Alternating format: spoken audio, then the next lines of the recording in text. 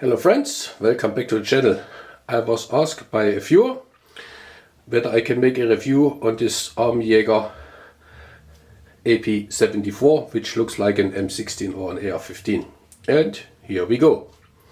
So the company Army Jaeger is a German-Italian company based in Italy, and it made copies of army rifles. The Ap74 is the M60 variant, the AP80 is the Kalashnikov variant, and there are several others. Company was active from the 60s until the beginning 90s, so 1993 they closed down production because they say they don't have qualified personnel to keep the quality standards. And that's why these guns are not produced anymore. There is actually, the company still exists with the name Nuovo Jaeger, and I think it imports assault rifles, something like this. So when we have a look at this rifle, you may see different variants of this. There's one, like mine, you see the safety here is this push-through button, safe and unsafe, but there are also variants where you have a lever up and down. And then are variants which have this bird cage flash hider, and others which have this three-pronged flash hider. So different variants. You see there is actually a luck to mount a bayonet, but the bayonet per se does probably not fit, at least not the one from the army. You can adjust the elevation. You see, maybe you do not see, here you see. There's the front side post, and there's a screw in the mount. You have to loosen the screw, then you can turn the front side post up or down, and then you can tighten the screw again, and then it's fixed. To adjust for windage, you can do so here, and this has an aperture side at the end. You see that I have mounted a scope. The only scope mount which fits to this rifle is this type, where you have a nut which screws this thing in. The normal Stanak mounts do not fit, so this looks like the handle of an AR-15, but it has different dimensions. So the normal standard scope mounts do not fit. You see the dust cover is open, usually it's closed, and as soon as you rack the rifle, oops, do this, you see it opens. That's the magazine release, what you see here, and this small thing is the magazine. It takes, I think, 15 rounds, maybe 20.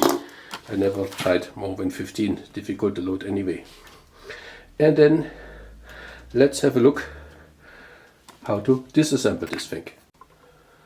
To disassemble the rifle, you need something like a punch, which you can put here, and then get this thing out, and that's actually it. You can open it, and then you can have a look inside the rifle.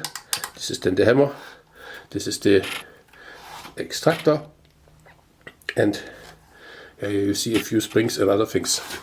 And to get this thing out, just have to push here, push to pull here, and you can get this out, and this is a very simple thing, and you can put it back in here.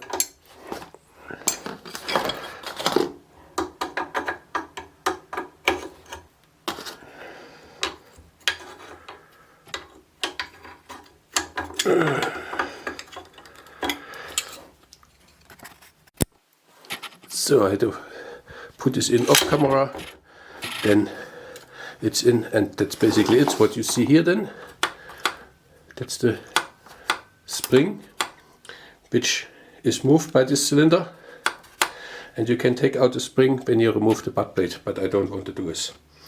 And that's basically it. The buttstock cannot be adjusted for length, so there's only one type available.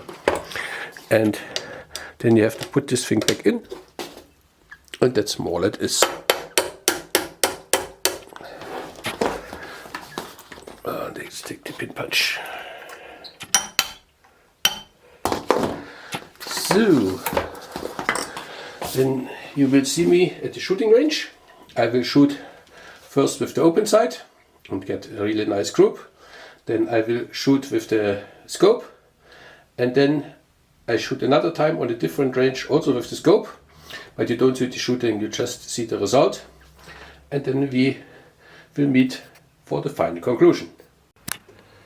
So I hope you can see it. I just shot 10 rounds with my Army Jaeger from this nice support, and it's about 2.5 centimeters, so about 1 inch in diameter, which is not bad for such a rifle. So, welcome back to the shooting range. I will shoot first with this Army Jaeger, chambered in 22 long rifle, and this apparently pretends to be an AR-15, and I will try with the open sight first.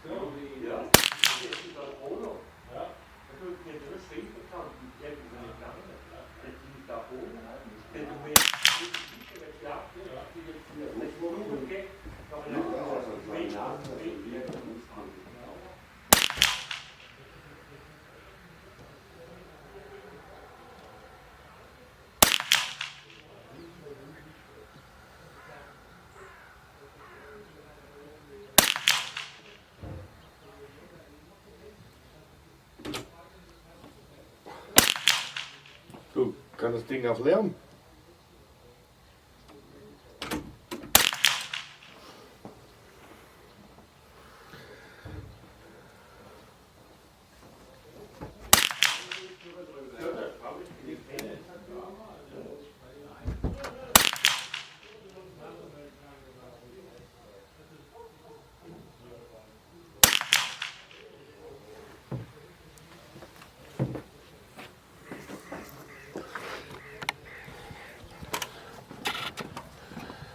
So, what you see here is a really nice group for such a rifle in open sight. There's just one flyer here at the 99. All the others are within about 3 centimeters.